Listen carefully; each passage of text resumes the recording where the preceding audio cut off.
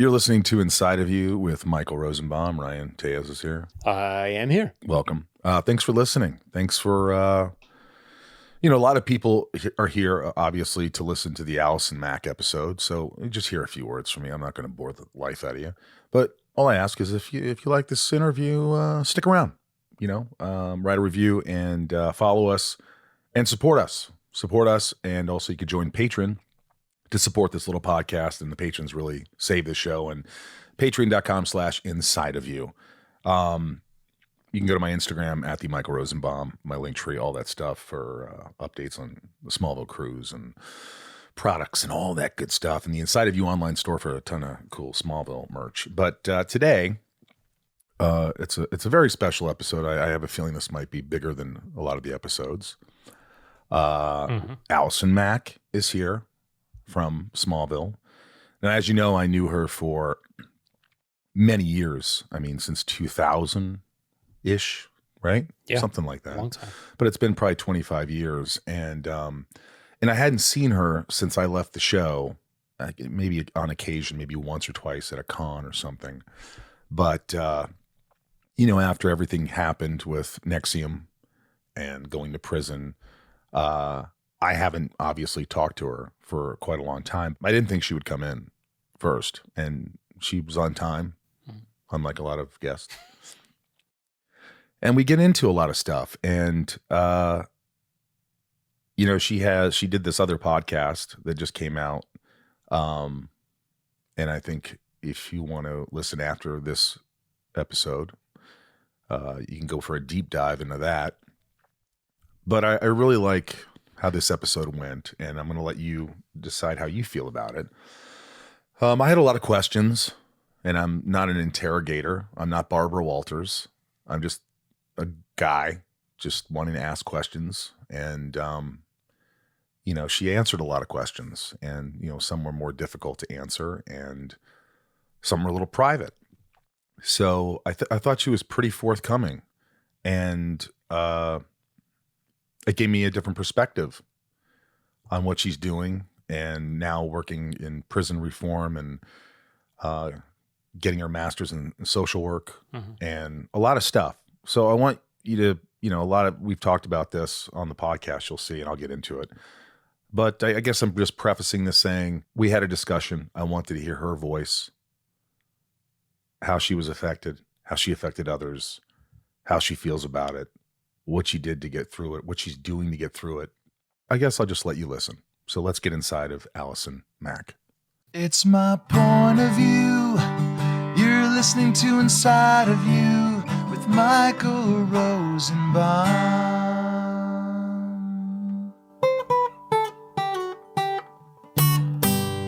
Inside of You with Michael Rosenbaum was not recorded in front of a live studio audience. Jeez, it's so weird seeing you because I knew you since you were like a little girl, not a little girl. But you were 18. They call it TAY, transitional aged youth. Is that what it is? Yeah, that's what it is. TAY. It's not like transitional age 67. Youth. Yeah, no, 42. No. Is it something like that? Am I doing it wrong? What the kids are doing? No, I think that is what the kids are doing. I don't really know either. I don't know what it means. But no, in different social services and social welfare industries and stuff like that, they call it transition age youth because your brain doesn't stop developing until you're 25. But at 18, you're now suddenly cut loose and expected to be independent and successful. Yeah. But your brain's not fully formed. And so it makes perfect sense. Yeah. To me. Yeah. I don't think my brain's still. Right. Well, and for men, it takes even longer. Yeah. So they always say women change every 5 years. Do they? Or maybe it's people in general, but I thought it was women. Like, when you're a younger woman, I've heard from other women that like who you are when you're 25 is completely different from who you are when you're 30. Yeah. And I don't know if that's the same with men. I think that men all of a sudden, I don't know if they ever grow up in many ways. Yeah. I think that's probably true. There's a little bit more not to get super like sexist and gendered, but is that what I'm doing? I'm doing that already? No. But yeah. There is kind of like the stereotype of like men being a little bit more straightforward and cut and dry, and women being a little bit more complex and nuanced. But you were always like, I don't know, worldly. Your family. I mean, growing up, like I know you went to like operas and Well, my dad's an opera singer. well, that would make sense. Yeah. I came from a family of art. That was it. You We grew were up just fast, art. didn't you? I in some ways, and then in other ways, there were parts of me that never really had the chance to, you know? Right. So I was wise beyond my years in certain circumstances and then incredibly immature in other ways. Were you, when you were younger, like for me, I always felt like I needed attention because I didn't get it at home. So I was always craving for attention. Were you like that? Absolutely. But it wasn't because I didn't get it at home. I got a lot of attention at home. You did? Yeah. Oh, yeah. I think it was because I started working when I was so young. It's like 7, 4. 4. Yeah. Yeah. That's I early. didn't know how to read when I started to learn how to memorize. So my mom would read my lines to me and I would memorize auditorily. So my memory is insane. Like I went back to school when I was 36. And I realized I'm really good at school, not necessarily because I'm like super smart, but because I remember things really You easily. remember, do you retain things from a long time ago too? Or is it mostly like if you read something, you retain it immediately? It's like that. See, It's- that's yeah. lucky. That's lucky, especially with learning lines and things like that. Well, and I think that's why, because I learned lines through my whole developmental time. But I knew who I was based on the reaction I got from my audience. That was how Right. I developed an identity. Right. And so when I didn't have a reaction from an audience, I had no idea who I was. So I was constantly seeking an audience, you know? Me too. Me too. It was like I didn't feel comfortable being me. So when people saw me in a show or something, they'd be like, "Oh, you were really funny." I'm like, "Oh, great. I'll just continue being someone else." Right. Next one, next role. What is it? What is it?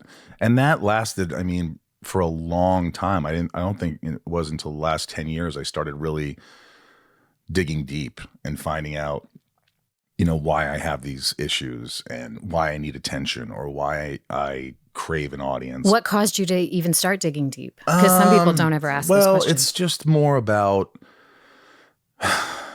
not relying on success, like not defining success as something like being an actor, for instance, like being someone who, you know, is revered by many, or people, you know, you have fans and adoring fans, and it's like, oh, I like this, I like this. And it's like, I feel like I never got the unconditional love, maybe. Mm-hmm. And so I was seeking it elsewhere. Mm-hmm.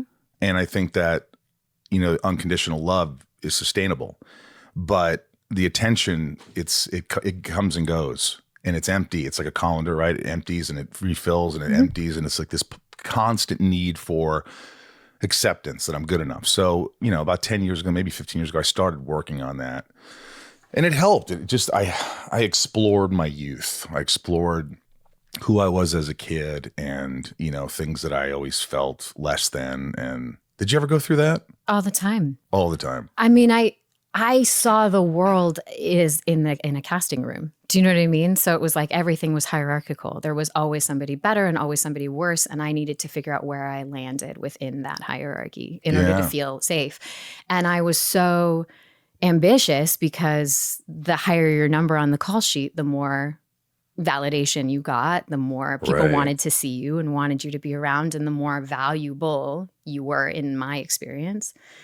And so there was just like this intense competitive edge, you know, and I mean, that was, you know, really like that longing and that emptiness was what pushed me into what ended up being the cult that I ended up Right. kind of doing crazy life altering things in. But yeah. And then it wasn't until, so my whole life, people were like, "Oh, you're so lovely. Oh, you're so smart. Oh, you're so nice to be around. Oh, you're so funny. Oh, you're so this. Oh, you're so that." And so everyone's expectations of me were like fantastic. You know what I mean? That's and I was hard like, to- great, I will live into that. You Right. tell me who I need to be, whether it's through a script or through your perception of me, and I will absolutely fulfill that. But there was like a hollowness within that Yes. because none of it was calibrated to me and what You I didn't wanted. feel it.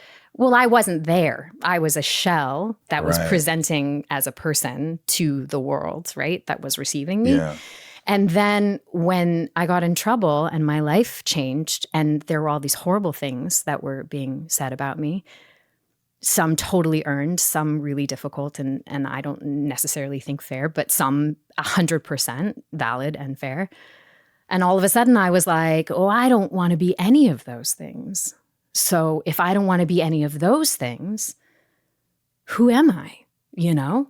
And there was this complete decomposition of my identity and this moment of like limbo moment, years of limbo in who am I? And then being in very strange and different, unique environments like prison, like a jail cell, yeah. like the back of a paddy wagon, and like a courtroom, you know, like the center of a paparazzi huddle, like house arrest, where I was like, I'm still myself, but I'm waking up looking at a cinder block wall. So last year I was myself and I was waking up looking out onto fields of lavender in the south of France. And this year I'm waking up looking at a cinder block wall, but I'm still myself. So what is that? Who is that? And if I don't calibrate to your expectation or your idea or what you want, then I guess I need to calibrate to my expectation and who I want to be and what I want.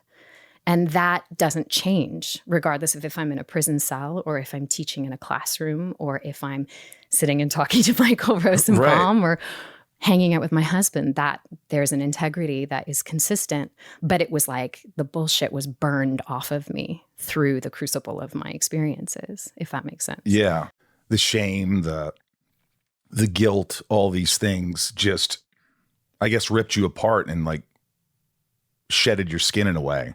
Totally. And it was like rebirth, you Totally. know? Yeah. I mean, you hope, right? I mean, that's the, Yeah. I mean, that's the goal. That's the goal. Yeah. Did you deal with depression or anxiety as a kid? Not that I would have been able to identify. I was a pretty happy kid, but I was also very encouraged to be a happy kid. You were a happy kid. I was. Your I was a parents happy were good. kid. They didn't push you into acting. No. You wanted to do it. No. I mean, but it's complicated, right? Because when you had the personality type that I had, I wanted people to like me. Yeah. You know? We all do. And so my mom, super innocent, had no idea what the industry was like. We were an artsy family. We were living in LA. Why not? My daughter's cute. Let's put her in commercials, you know? Yeah. And so then I start that. And then, well, maybe she should try an acting class. So then I do that and I love that. And then I get all this praise. And so I was a super happy kid. I wanted to act. I wanted to be in acting, but it was very polluted because the industry is really polluted and dysfunctional and is not a place for kids to be. It's a very utilitarian industry.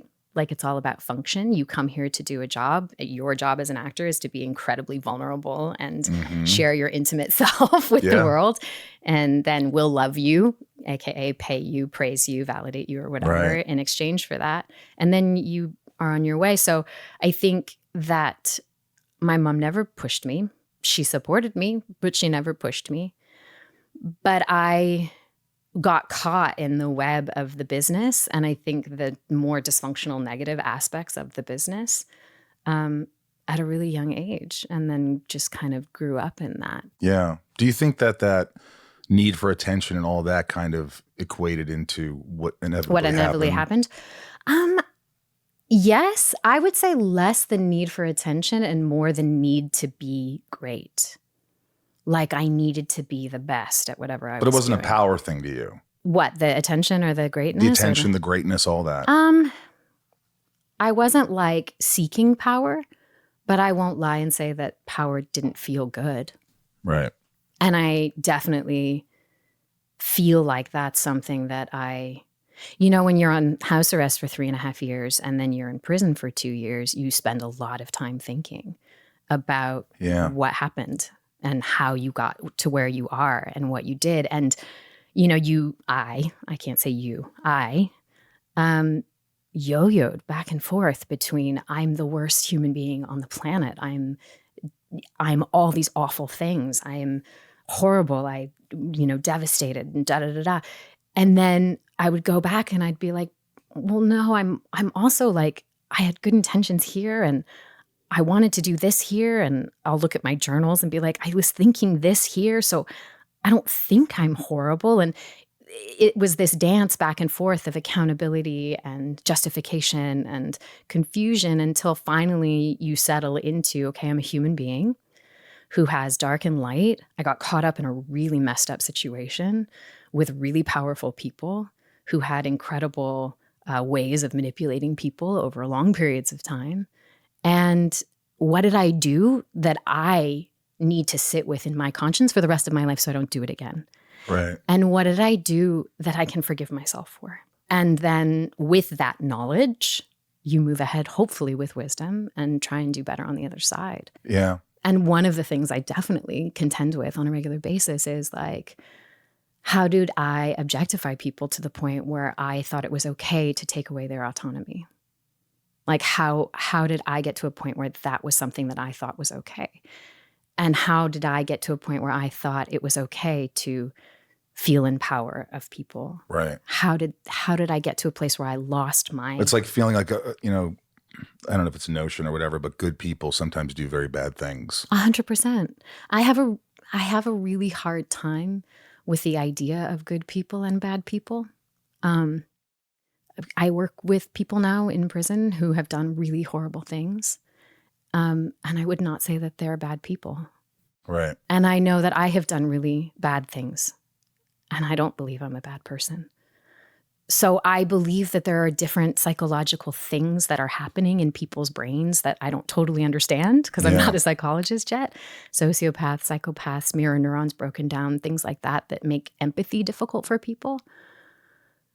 But I just don't know if I inherently believe that people are either good souls or bad souls. I don't think you're born. I mean, sometimes people are born with mental illness, right? And so a lot of times they don't have a choice. Exactly. The inside of their brain looks completely different than ours. It doesn't make it okay, but it's tough. It's hard to sort of make that analysis on people that, especially like I knew you and you were nothing but a pro and fun to be around and doing fun things and had your friends and on set. It was, so when people asked me, I was like, I don't believe it. Can I believe it? And they're like, could you believe it? I mean, she was like me in a way that she always needed attention, but it's shocking. Inside of You is brought to you by Wayfair. I love this place. You can see if you're watching this beautiful table I got from Wayfair for such a cheap price that it's almost criminal. Wayfair is the place to shop for all things. Everything from sofas to spatulas, you name it, they have it. And you can get up to 70% off during Wayfair's Black Friday sale. I love Wayfair. They really do have everything, Ryan. Wayfair also has styles you can't find anywhere else. No generic pieces you've seen 100 times. So you can make your home way more you. Starting October 30th, which is just past, you can shop Wayfair's can't miss Black Friday deals all month long. Plus, you can sit back and relax with Wayfair's fast and easy shipping just in time for the holidays. And it's free shipping. It doesn't matter how big your purchase is, which I think is pretty rad. Wayfair is the go-to destination for everything home, no matter your style or budget. Earn rewards and get the best savings in the neighborhood with Wayfair's new loyalty program. 5% back on every item across Wayfair's family of brands, free shipping, members-only sales, and more. Terms apply. A huge selection of home goods ranging from appliances and area rugs to beds and wall art. Everything you need for your living room, outdoor areas, bedroom, and more. Wayfair makes it easy with fast and free shipping, even on the big stuff. They'll even help you set it up. Don't miss out on early Black Friday deals. Head to wayfair.com now to shop Wayfair's Black Friday. Deals for up to 70% off. That's WAYFAIR.com. Sale ends December 7th. Inside of You is brought to you by Factor. I love Factor meals, Ryan. I'm telling you, I spend so much money on the delivery services and the taxes and all this stuff. You get a meal and it's like $50 already. You're like, what am I doing? I get tired of going to the grocery store. I get all these items and then I shove them in my refrigerator and I don't even eat them. How about wonderful, delicious meals that takes under 2 minutes to make? Now, fall always feels like a reset between, you got people back to school, busier routines, shorter days, finding time to cook can be tough. That's why I love Factor. Their chef-prepped, dietitian-approved meals make it easy to stay on track and enjoy something comforting and delicious, no matter how hectic the season gets. More variety, more meals. Choose from a wider selection of weekly meal options, including premium seafood choices like salmon and shrimp at no extra cost. And support your wellness goals. Enjoy even more GLP-1 friendly meals and new Mediterranean diet options packed with protein and good-for-you fats. Savor global flavors. For the first time, try Asian-inspired meals with bold flavors influenced by China, Thailand, and more. From more choices to better nutrition, that's why 97% of customers say that Factor helped them live a healthier life. Feel the difference no matter your routine. Eat smart at factormeals.com/inside50off and use code inside50off to get 50% off your first box plus free breakfast for a year. That's code inside50off at factormeals.com for 50% off your first box plus free breakfast for a year. Get delicious, ready-to-eat meals delivered with Factor. Offer only valid for new Factor customers with code and qualifying auto-renewing subscription purchase. Shocking. It was shocking. It was like, how do you get there? And so when I watched the documentary, the first episode, I remember sitting there and I looked at my buddy. I go, fuck, I joined this, because it was about self-help and it was a positive thing. And it was like giving you confidence and all these things and people wanting to be better. And that's what and obviously it took a dark turn and things started to happen. So I guess do you remember where it started changing for you, or were you unaware? Were you think you were a little? I mean, my God, it went on I was involved for 12 years. 12 years. You know, and stuff didn't start to get really dysfunctional and illegal until like the 8th or 9th year that I was involved. So it was like a very stereotypical, now that I look back on it, grooming process that happened over a period of time. And, you know, I unfortunately have also been in an abusive relationship. And, you know, it was a different form of an abusive relationship where you make a decision to justify something that is a big deal at the time, but you're like, oh, okay, I can figure out how to make this okay in my head. And then that becomes okay and normal. And so then the next thing that happens that's extreme, you justify and figure out how to make it okay and normal. And then all of a sudden you're like doing something totally different than what you ever expected yourself to do. But it happened incrementally over time. And you feel like you're in too deep. It's incremental. So you're saying incremental. It's subtle. So these things are starting to evolve and it's bigger than you are. 100%. And I mean, in NXIVM, you're dealing with a person who is, I don't know what his I don't know. I wouldn't pretend to psychoanalyze Keith Raniere, but he is really good at manipulating people, as evidenced by the people that he manipulated in the cult. You know, these were not stupid people. These are not people that didn't have resources. These were intelligent, well-resourced people. And that's what I noticed too in the first episode that I was watching. Yeah, who were longing for something that he said, I can help you with. And then he gave just the right amount of help to get you to believe that you needed him to be good, to do what you wanted to do in your life, to heal yourself, you to be invested a kind person. A lot of time in this. 100%, 100%. And the return on the investment, there were positives, right? So you're like, well, this was good and I feel better here. So, okay, I'll justify doing this other thing. You know, it wasn't like it was all dark and all bad and all abusive, like at the gate. Right. It was great. And then it was not great. Right. You know? But did you see people leaving at a certain point? Did that concern you? Like, oh, they're leaving. Was there any kind of talk like why they were leaving, or? There was always a justification. There was always like, oh, well, it's because of this person's psychodynamic and this fear that they came up against that they just weren't able to get past. It was that growth just wasn't that important to them. It was that they couldn't. And that's coming from Keith? Keith and yeah. Right. And then everybody. You know, it starts with Keith and then it's a cult, right? So it's this insidious little community where everybody stays connected to each other and everybody's reinforcing the belief system that everybody has. And then you get in so deep that you're like, I mean, and that was the problem that I really came up against which is why I would say it took me a year to really come to terms with what had happened, because if I recognize that I was wrong and that everything that we were doing was for bad things, not for good things, then I have to attend with the fact that I did some really bad things. And what does that mean about me? The thought of prison always terrifies me. Like, oh my God. But like when you were speaking to these prosecutors and FBI agents and all these people, how many hours collectively did you talk with them? Oh, God, I don't even know. Are we talking 20, 30, 40, 50 hours easily? Yeah. It was walking through the gates of hell. It was horrible. Were they It was ever horrible. aggressive? I mean, like The Wire aggressive? No, like you need to say this. You need to tell us.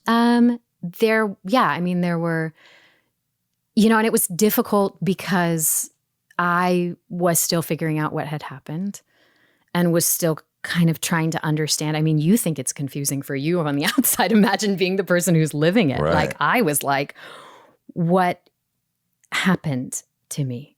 What is going on? And so, there were moments during the, it's called proffering. So when you decide to cooperate with the government and give them information about your former co-defendants, they spend time with you. Part of it is them testing to see if you could testify, if you would be a good person to go on the stand. And a bigger part of it is just getting the information from you that they can use to prosecute. Did you ever take a lie detector? No. No, they didn't ask you to do that. They didn't ask me to do that. But you feel, I just felt crazy, and there were so many moments when I first came home on house arrest, after I first got arrested, I would just wail in my bedroom, my childhood bedroom, and just say, I'm not crazy. I'm not crazy. I'm not crazy. How were your parents reacting? Were they really supportive? Yeah. I mean, my dad has dementia. So my dad was, thank you. So my dad was, doing the best he could. Yeah. My mom was incredible. My mom still makes me cry. Yeah. Yeah. Yeah. My mom and I would say 90% of the people in my life stopped communicating with me, whether it's because they couldn't get to me or they didn't know what to say or it was too scary or the betrayal was too deep, whatever it was. I stopped talking to 90% of the people in my life. And so it was really just like my mom and a couple of my closest friends and my sister. Yeah. And they really kept me together. Like they created a shell around me so that I could liquidate and then reform. And my mom just went to a place where she was like, I just need to love her. I'm not going to try and force therapy on her. I'm not going to try and change her mind. I'm not going to try and, have any type of intervention with her. I just need to love her. And that's what she did. And that's what my community did. And that's what saved my life. Did you think in the beginning when you're going through all this, I don't know, interrogation or whatever, did you feel, and your lawyers feel like, I'm going to get a lot more years than what I ended up getting? Yeah. Like, were you ready to go to prison for 15 years? 22. I was looking at 16 to 22. And you were, I don't know if you could say I was ready, but you were like preparing yourself? No, I had prepared myself for 5 years. I said, I can handle 5 years. And I'm like a planner, I'm like very part of my, I have to do really well in everything I do. Didn't go away just because I was on house arrest and looking at prison time. I had if I get sentenced to house arrest, then I will do this with my future. If I get sentenced to 1 year, then I will do this with my future. And I had planned that out up to 5 years. And so when the judge said 36 months was my sentence of incarceration and then 36 months of probation, I was like, I can do that. I have that plan in my head. I have that. I couldn't wrap my brain around 16 to 22 years. That was too much for me to consider. So I just didn't. What is prison like? I mean, I think it's important to make distinctions because a lot of people think of prison and they think of state prison, which is very different than federal prison. And a lot of people think of prison and they think of either Orange is the New Black, which is something called camp, right? Which is not where I was. I was inside the fence. So they cuffed us anytime we went outside the fence and there was barbed wire, and we had something called controlled movement where you can only move every hour in one direction on the compound, and they lock the doors behind you. But I also wasn't in maximum security. So Right. there were no locks on our actual door. You weren't around murderers. I was around You were murderers. around Yeah. Oh murderers. yeah. And yeah. But it wasn't federal, because I was in a federal institution, because it was a federal crime. And federal institutions are notoriously like quote unquote nicer. There wasn't, there's something in prison called politicking. And politicking is very like racially motivated, and it involves gangs. And so there's a lot of like social hierarchy and rules and violence and things like that to keep those rules in place.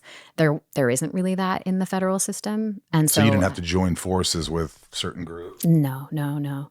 I was really lucky for a number of reasons.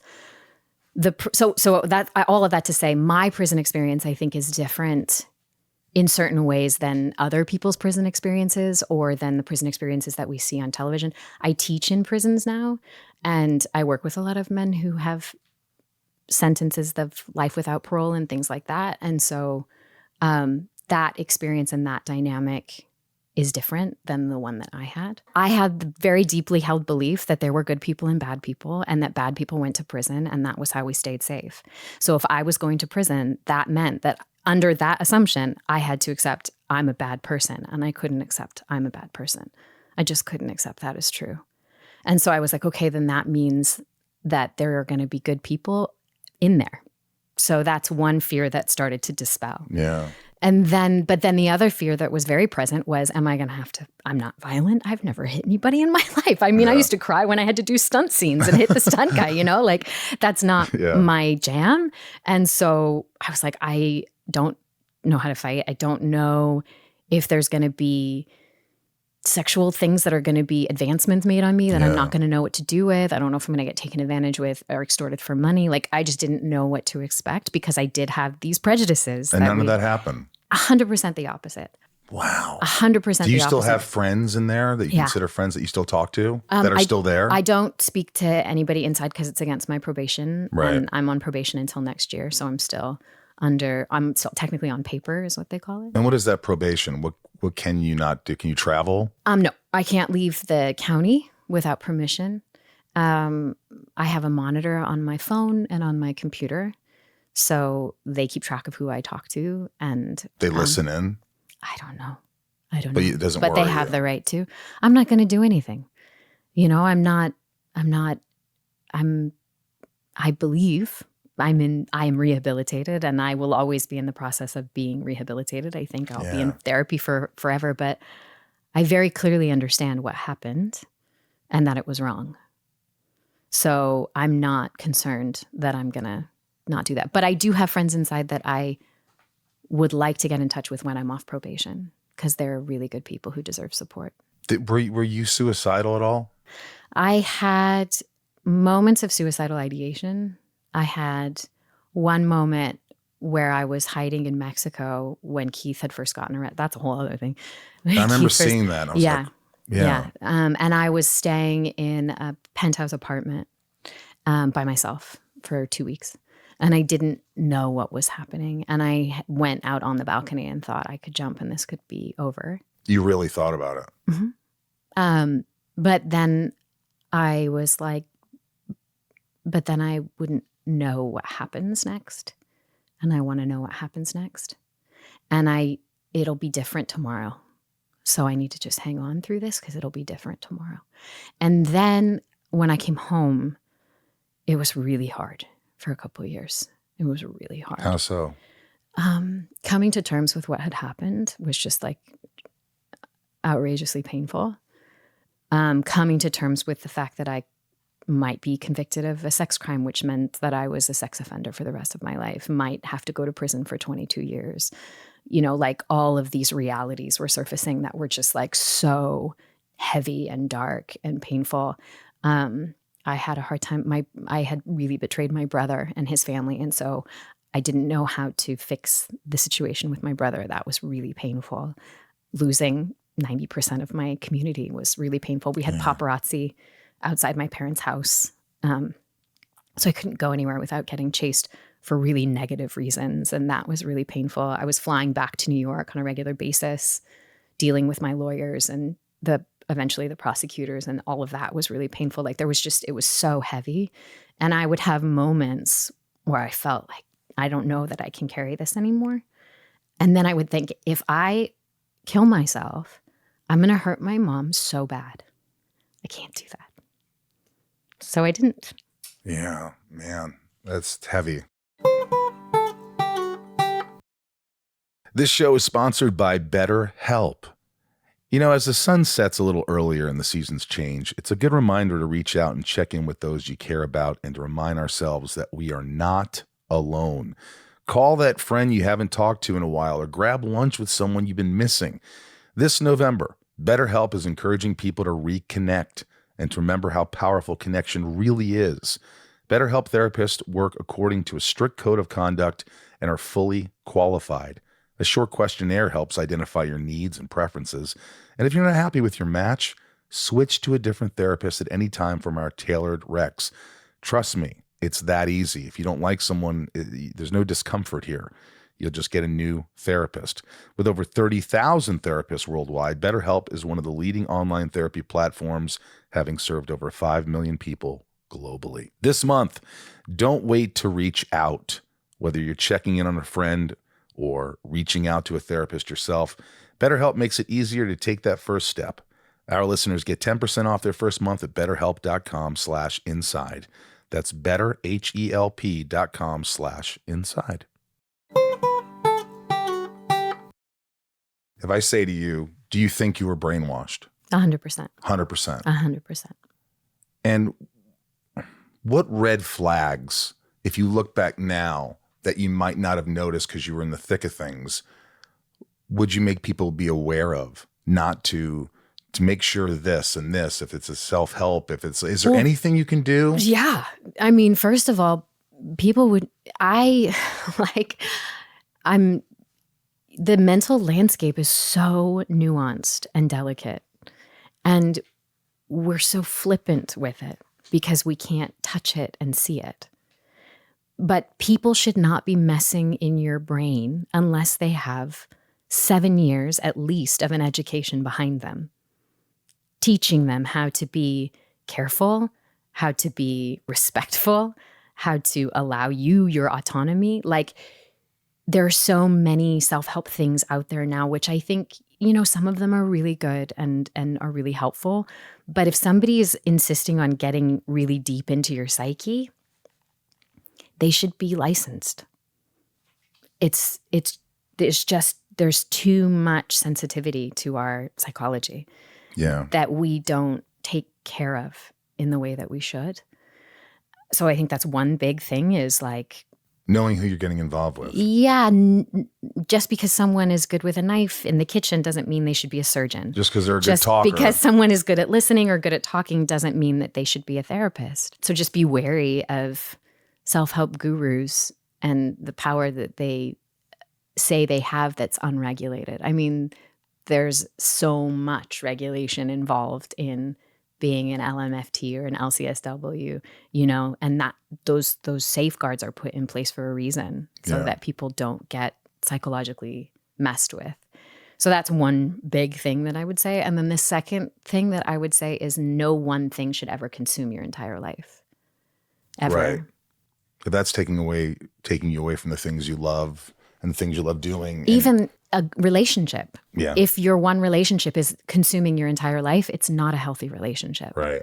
Everything has to be supplemented with something else, right? Right. And so I think anytime anybody ventures into something and all of a sudden that is all that they're pointed towards doing financially, psychologically, time-wise, everything is in that one thing, that's a red flag, Yeah. And then too, like if you're losing relationships over it, it's really important to consider, like maybe there's a reason why these people that I love and care about are falling away from me. And maybe it's not because they're dysfunctional. Yeah.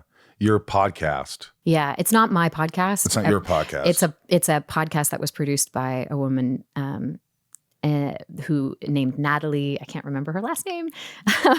But yeah, it's a podcast that tells my story. So it focuses on me. It's my interview. Deep? Yeah. Like everything. Yeah. Yeah. Yeah. It's 7 episodes, and she's very intelligent and very fair, and very, I just think very balanced, very honest. I mean, look, this is a tough question. You can answer it or you cannot. But like, you know, when I think about like, you know, I hear about the branding and things like that and all that stuff. I mean, is that something that you thought, oh, this is the club. This is part of it. This is initiation. This is it's hard to like wrap my head around. Did you come up with that? No, I took credit for it in the New York Times article. And that actually, interestingly enough, is a part of the podcast, because the woman who interviewed me for the New York Times article is a part of the podcast that I did as well. And so she has actual tape of me talking about it. Right. No, it was not my idea. No, it is not my initials. I will take credit for the things that I actually did do, and I did not do those things. Were you but branded? I was. So I read this really interesting article about Alexei Navalny's second in command. Alexei Navalny was a Russian man who was murdered recently by the Russian government, and he was incredibly powerful and protesting against Putin and the Russian regime. And his second in command was doing this interview with the New Yorker, and they said, "Aren't you afraid?" And because Alexei Navalny had been, poisoned and was now in this like gulag and all these things. I think that's what it's called, a Russian prison. Right. And she said, "No, I'm not afraid. I'm a fanatic. And the only thing that fanatics fear is disillusionment." And I read that in prison, and I went, I was a fanatic. There was like, I so deeply believed that what I was doing was righteous and good and powerful and like transformational and profound, that I was living on 500 calories a day, Michael. Yeah. And I was running 5 to 6 miles every morning. Because that's what Keith wanted. Because that's what Keith wanted, and working, doing plays and I was sleeping 3 to 5 hours a night. So you were sick. I was so sick. But I didn't feel any of it because the fanaticism was so present. Wow. Yeah. It's such a hard thing to try and express because. Yeah. Do you look back, when you got out of prison, the first thing you were thinking of was like, I need to really apologize to anybody out there that you were involved with and with the branding or with whatever. Did you reach out? So I'm not allowed to. You're not allowed to. Yeah, that's part of my probationary restrictions. Yeah. But what would you say? Like if you could say something to them? I don't know if this is the forum that I would want to do that on. Right. I'm not entitled to make that decision. Yeah. Yeah, no, I understand what you're saying. It's almost like it wouldn't be personal. Right. In a way. And it's a private thing. It's a private with them. It's a private thing. It's with them. And it's their experience. And, that's between you and them. Has Keith Raniere ever reached out to you since then? He's not allowed to, but did he ever write you a letter? Did he ever reach out? He wrote a letter to all of us that were on trial during right before the trial. But I did not read it. Do you know what it said? No. Probably like, stay strong. Something like that. Something like that. You just sort of like not having any part of it. No. Do you hate him? Do you forgive him? No, I am not yet at a place where I have forgiven him because I haven't fully comprehended what he did. I'm still working on that, And so, Monica Lewinsky has a podcast called Reclaiming. I don't know if you've listened to it. I've heard of it. It's really great. And she was talking about how, she didn't speak about her experience until like 10 years after. and that it took a long time for her to be able to feel angry.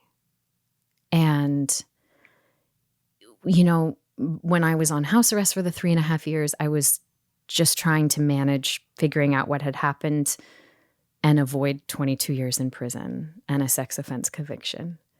And then when I was in prison, I was just trying to survive being in prison. And I have only been home for 2 years. And so it's only been 2 years that I've been able to really feel safe enough to start to like get really into what happened. But I will say that listening to the podcast, because I had no hand in editing it, like I didn't, I just gave the interview and then trusted that that would be what it was. And so hearing Natalie put together my story and hearing myself speak about certain things and hearing other people speak about things, it was the first time that I actually felt sad about what had gone on, as weird as that sounds. And not that I had felt remorse, because I had felt incredible amounts of remorse and guilt and so much shame for the people that I had hurt, but I had never really felt sad about what had happened for me. It's a really complicated thing to be both a victim and a perpetrator. And so I think I'm still working through that. And I think my feelings around Keith are enmeshed in all of that as well. So he's an evil man, and it's good that he's not around. Yeah. But my emotional feelings and intimate feelings about him outside of that, I haven't fully worked through. Right. You know, and you can't just, it's not a light switch. No. You know? And there's part of the reason why I was anxious to do this podcast is because I'm in process. Yeah. And that's understandable. I think that's, I that's why it's like I talked to you about addressing the elephant in the room. It's like, if we just did a podcast, people would be listening going, you're not going to even acknowledge that? It's just like it never happened. Yeah. So it's like, I like that you're talking about it, and, we don't have to go deep, like as deep as I'm sure you did on the podcast, but it was important I think it was important for people to actually, it just interests me how your mind works and how you're dealing with it, how the story, because how you go from one thing like Smallville and Wilfred and all these great things you did and living the high life and getting caught up in something and turning your life around, because I know you're working in prison reform. Yeah. Right. Tell me about that, because that's important to you. It is important to me. Thank you for giving me that opportunity. It's important to everyone. Yeah. I mean, I think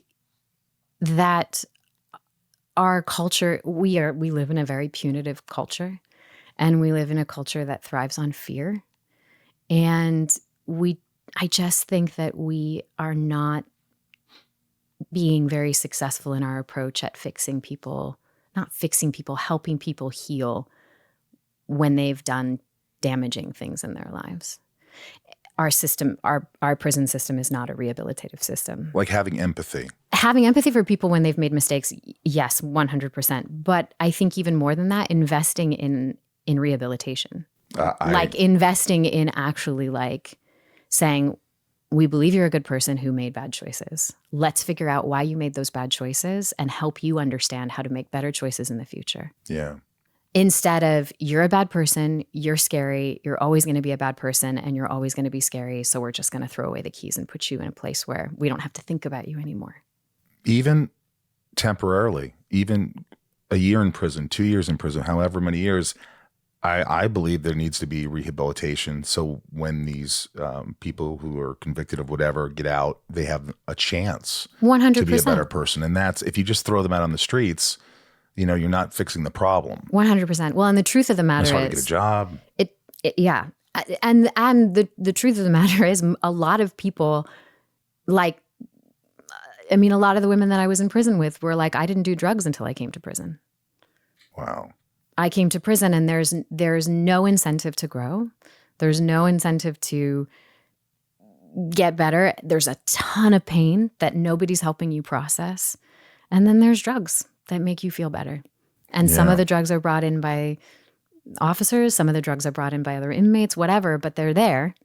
And so, okay, screw it, especially if I have 20 years to life. Yeah. You know, you have these 18-year-olds who are getting slammed with 25 to life, life without parole. They have no hope. What do you expect them to do? And then now laws change and we send them back out on the street because, we're going to be a more forgiving society. But you've not prepped these people to be back out on the street. And so they fail. And then it's their fault. And that they're more pieces of shit and they feel worse about themselves. And there's more shame, which covers your conscience more.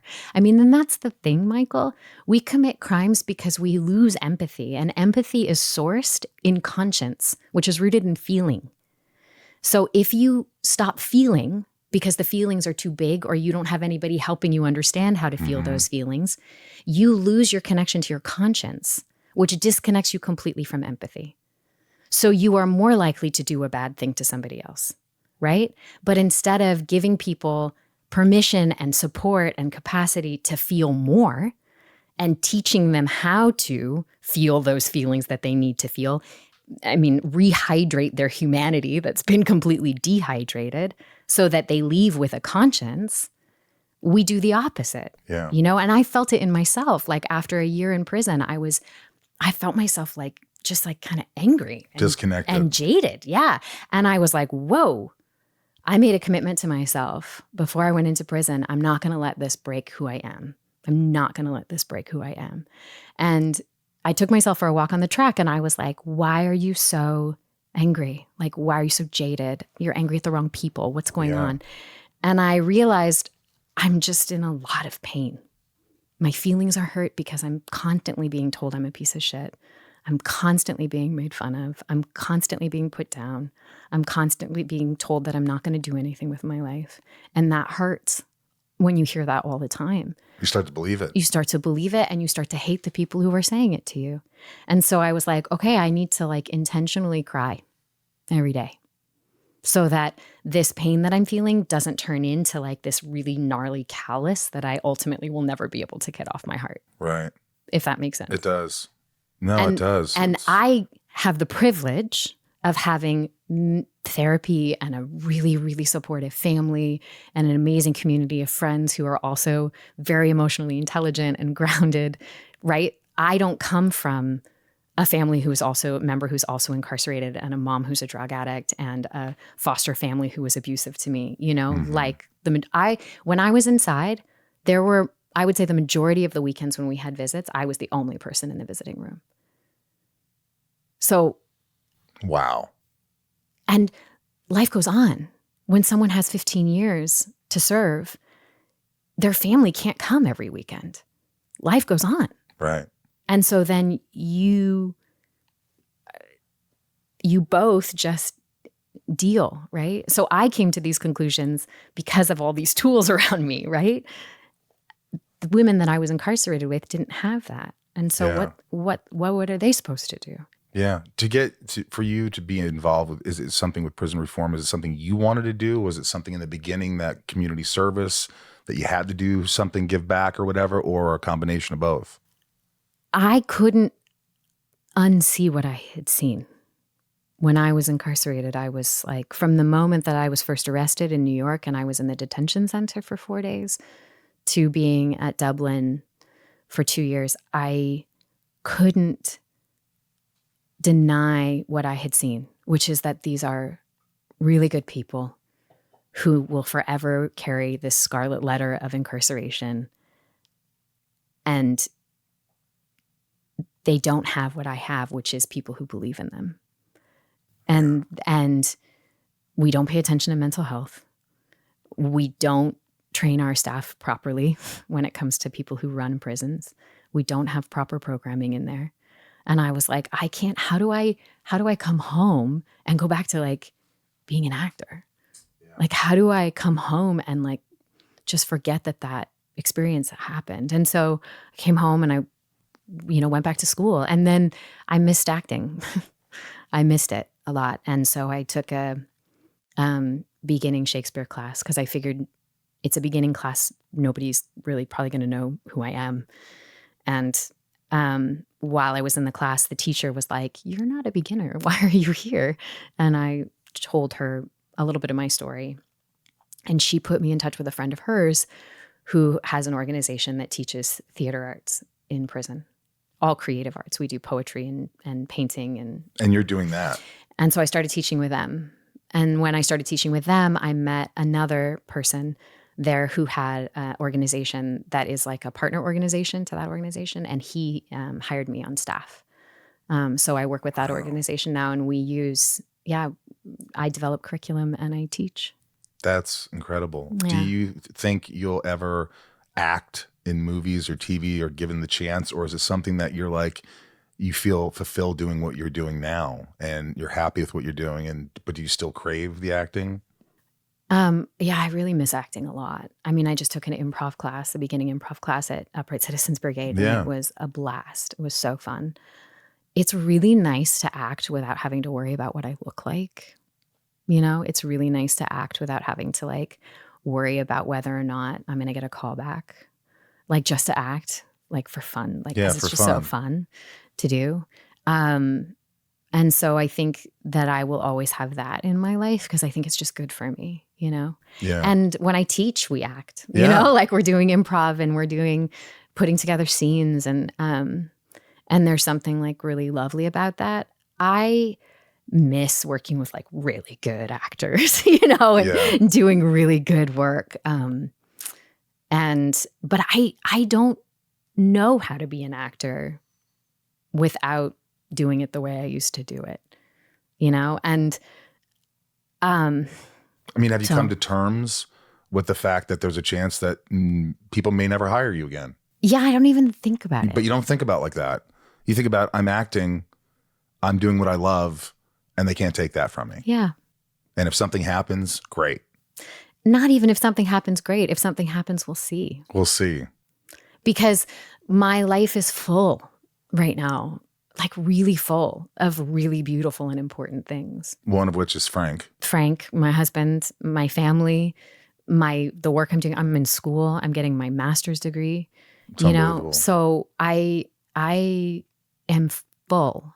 So if something comes along that is going to support something I believe in, or is something that I think will be good for me personally, I would consider it. But if nothing ever comes along, I'm totally happy. It actually makes my life easier.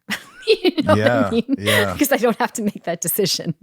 Did Frank, was it difficult for him was he like inquisitive, asking you a lot of questions about it? Was he unsure, or was it just kind of like, hey, I love you for you and we all make mistakes? My husband has a really wild story that may be equally as wild as mine is. And that, in fact, we had both seen each other's documentaries before we met without realizing that we had seen each other's documentaries before we'd met. So my husband, when he grew up in South Philly in the hood and had a really rough childhood. And then when he was 14, he joined the neo-Nazi movement. And in the 90s, that was an incredibly violent and rough time, especially on the East Coast. By the time he was 17, he had reached kind of the top of the movement in South Philly and was sort of running this sort of street gang. And he kidnapped a member of Antifa and got arrested for it and put in big boy prison, a maximum security prison in Illinois. And while he was in prison, he was only 17, and there were two other guys that were his age, and they happened to be people of color, and he made friends with them. And that started to shift his perspective on what he was dedicating his life to. And when he got out of prison, he went back to the movement because he didn't have anywhere else to go, but needed a job. And his friend was like, I can get you a job moving antique furniture in Cherry Hill, New Jersey. It's $300 for the weekend. And Frank was like, great. I need money. I'm 19. I have nothing. And the guy, he goes, the only thing is that the guy who is hiring you is Jewish. And Frank was like, does he know about me? I mean, Frank had a huge swastika tattooed on his neck and skinhead tattooed on his knuckles and all these things. He's like, does he know like who I am? And he was like, yeah, the guy says he doesn't care what you believe, just don't break his furniture. So Frank went and worked for him for 3 days. And the man took a liking to Frank. He's really smart. He's very funny, all these things. And the guy hired him, took him under his wing and hired him and became a mentor to him. And Frank was like, it changed Frank completely. And so he gave up the movement, gave everything up, and actually completely went the other way, started a program called Harmony Through Hockey, which brought people of different groups of different races together through the game of hockey, and then started speaking on anti-Semitism, intolerance, traveled all over the world doing that. Wow. Yeah. And so he was in a documentary called Why We Hate that Steven Spielberg produced. It was a really amazing six-part documentary series on the nature of hate. And I had watched it when I was on house arrest. And Frank had watched the HBO documentary about NXIVM. But we were at a dog park in Long Beach. I was with my dog. He was with his dog. And I walked into the dog park and he was like, your dog has such pretty pink skin. My dog's a pit bull, so she has pink skin. And I was like, are you from New York? Because I heard his accent. And he said, no, I'm from Philly. And I was like, oh my God, I love Philly. The art museums and the theater and all this. He's like, yeah, I'm not from that part of Philly. And I was like, oh, what part of Philly are you from? And we just started talking. And then the next time we spent time together, I learned more about his story. And I said, have you seen the documentary series, Why We Hate? And he said, yeah, I'm in it. And I was like, you are? And he's like, yeah, episode 4 is my story. And I was like, oh my God, it is. It's you. He was clean shaven in the doc and he had a beard when we met. Wow. And then he had the same experience when I told him I had been incarcerated and I was recently out of prison. And he was like, what? Why is this girl? How is this girl in prison? Like, was she smuggling drugs or what's going on? And he looked me up and he goes, oh my God, no way. It's that girl from the documentary. And so when we started dating, there was all of this, like, it was just like known. Like restoration is known. Everything's out there. Yeah. All the bullshit is out there. And also the realization that like you can restore yourself.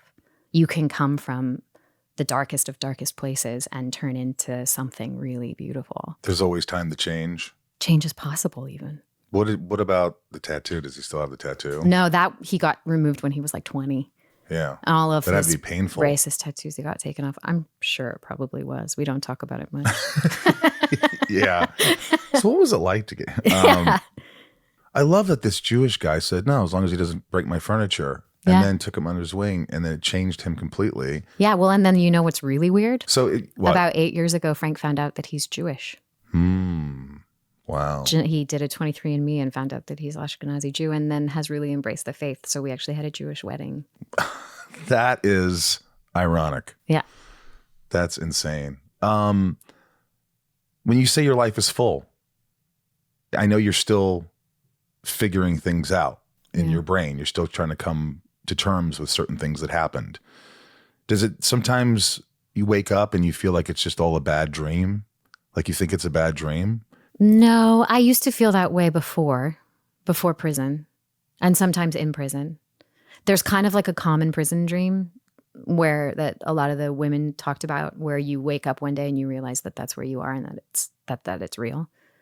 But no, now, I mean, I accept my life. I know that this is my life. I have moments where I'm like, man, this is hard because I lost everything. I lost everything.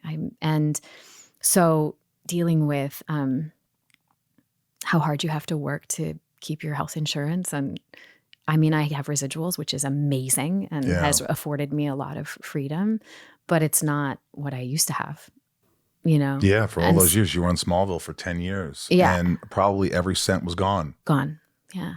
I mean, you had a house, right? I had an apartment, in upstate New York. And and I do have a little home, which is mine, which I own, which is really amazing. And it's so funny, Michael, I used to ride my bike to school when I was on house arrest. I was allowed to go to school while I was on house arrest. So that's actually why I went back to college, was because I wanted opportunity to be out of the house. And I used to ride my bike to and from school, and I didn't have my own bike. So I borrowed my mom's bike. And I remember biking uphill to school thinking, maybe for Christmas this year, I'll get my own bike. And I was like, oh my God, Allison, you used to drive BMWs that you would trade in every 2 years. And now you're like dreaming of having your own bike that someone gifts you for Christmas because you can't afford to buy it yourself, Sometimes I guess you hear when you're stripped of things, like all these material things that you have in your life, and you hear stories about, sometimes it helps. It does. It's like you strip away all the bullshit It does. and you find out, okay, this is the real me. And this is what's important. This is what's important. Yeah. I mean, I shaved my head in prison and I didn't wear makeup for the first year. Did anybody ever see a picture of that? I have a picture I can show you. Yeah. I have a picture I can show you. I have to see it. Yeah, I'll show you.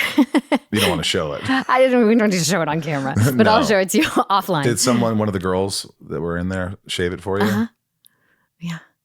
Yeah. What was her name? Pam. Well, Georgia shaved it. Pam was my bunkie at the time who encouraged. My bunkie Pam was like, "You'd never do that," and I was like, "Georgia, get the clippers." And when you shaved it, I just see you sitting in this room and they're reacting and they're like, "Oh, In the cell. Yeah, she went down the middle first so that I couldn't change my mind. And it was so freeing to it just didn't matter. What I looked like just didn't matter. And it had mattered so much for so long. Yeah. And then it just didn't matter. Is it still hard to think of those close, dear friends that are no longer in your life still to this day? Yeah. It still hurts you. Yeah. You still want to reach out. Yeah. But you don't. No. Yeah, not yet. Yeah, I could see how it hurts you. I could see how, Well, it meant a lot when you reached out. You were one of the first people from my old life that reached out. That's the only reason I'm here, by the way.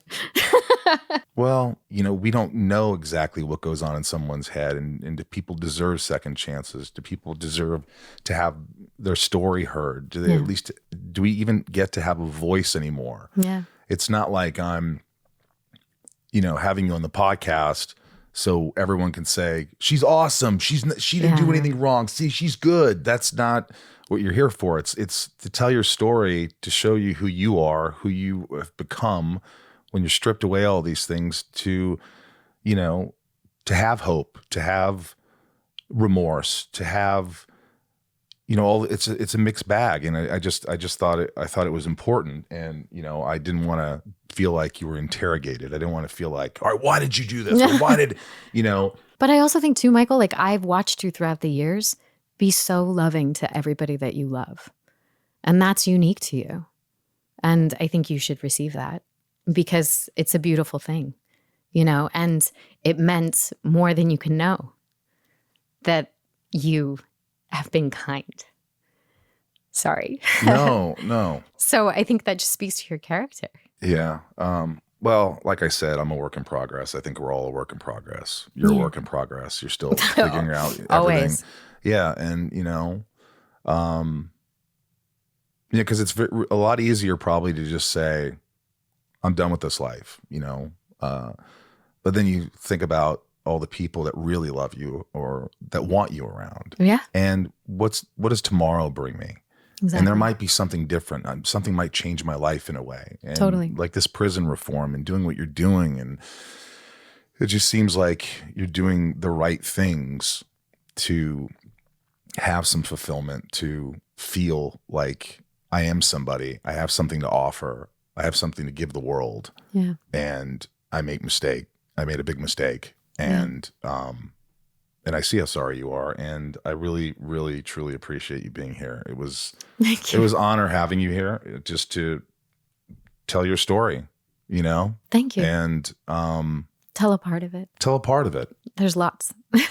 There's lots. And, I wasn't, I'm not, what's her name? Barbara Walters. No. I wasn't going to get into, I was like, well, we'll ease in, we'll talk about life, and then let's just talk about this.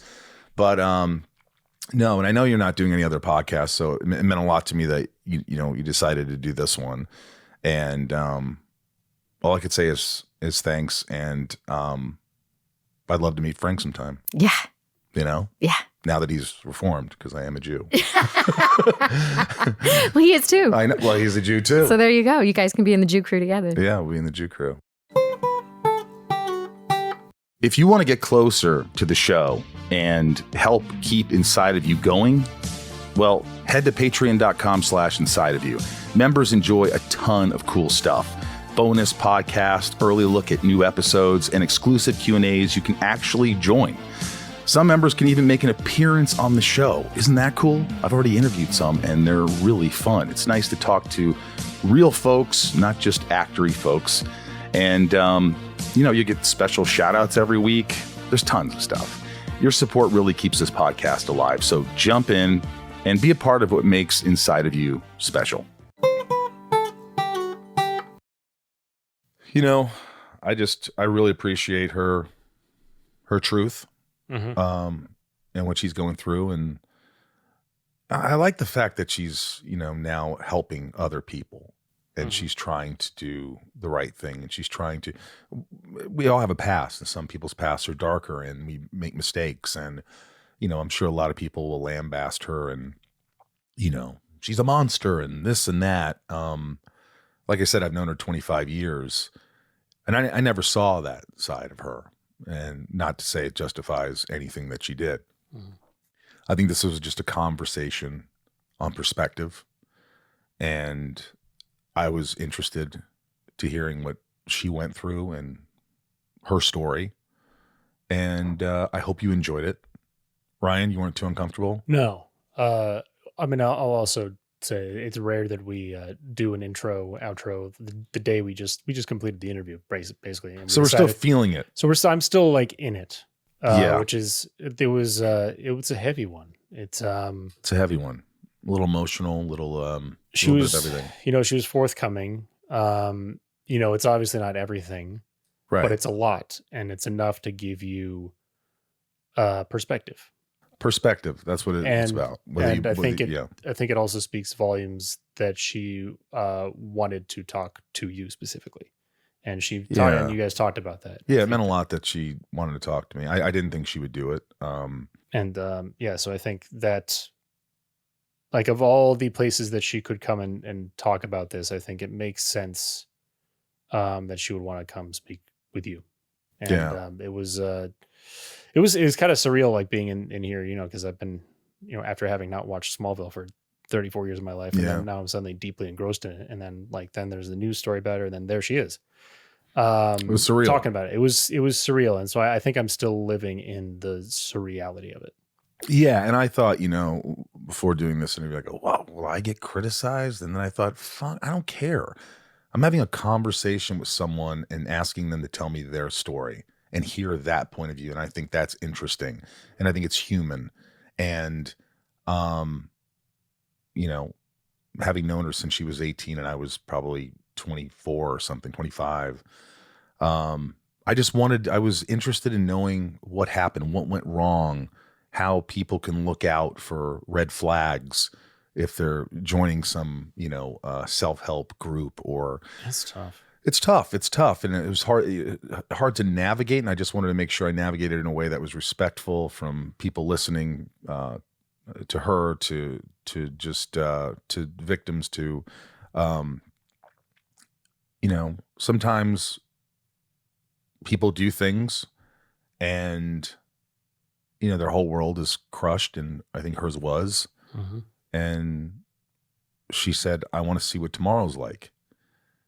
And we haven't talked to someone with that perspective or that experience of going to prison and being, charged with all these things. And I thought she was brave to be here today. And I thank you, Allison, for being here. And I thank you, listeners, for supporting the podcast and being here today. Again, if you want to join patreon.com/inside of you and support the podcast. And why don't we go into the top tiers? Let's do it. Here are the top tiers. Nancy D, Little Lisa, Yukiko, Brian H, Nico P, Rob I, Jason W, Sophie M, Raj C, Stacy L, Jamal F, Janelle B, Mike L, Don Supremo, 99 more. Santiago M, Santi, Kendrick F, Belinda N, Dave H, Brad D, Ray Harada, Tabitha T, Tom N, Talia M, David G, Betsy D, Rhiannon C, Michelle A, Jeremy C, Mr. Melski, Eugene R, Monica, Mel S, Eric H, Oracle, Amanda R, Kevin E, Jam and J, Leanne J, Luna R, Jules M, Jessica B. A lot of people here supporting, and they give back and they're getting their names read out. Jessica B, Frank B, Jen T, Randy S, Claudia, Rachel D, Nick W, Stephanie and Evan, Stefan, Charlene A, Don G, Jenny B76, NG Tracy, Keith B, Heather and Greg Grether, LEK, Ben B, Pierre C, Sultan, Dave T, Brian B, T-Paw, Gary F, Jackie Justice, Ritzel Pitzel, Benjamin R, Other Brother Daryl, Ivan G, and Mark S, in no particular order, because you're all fantastic. And from the Hollywood Hills in Hollywood, California, I am Michael Rosenbaum. I'm Ryan Tays, and I'm still here. He's still here. A little wave to the camera. Thanks for listening. We'll see you next week. Be good to yourself.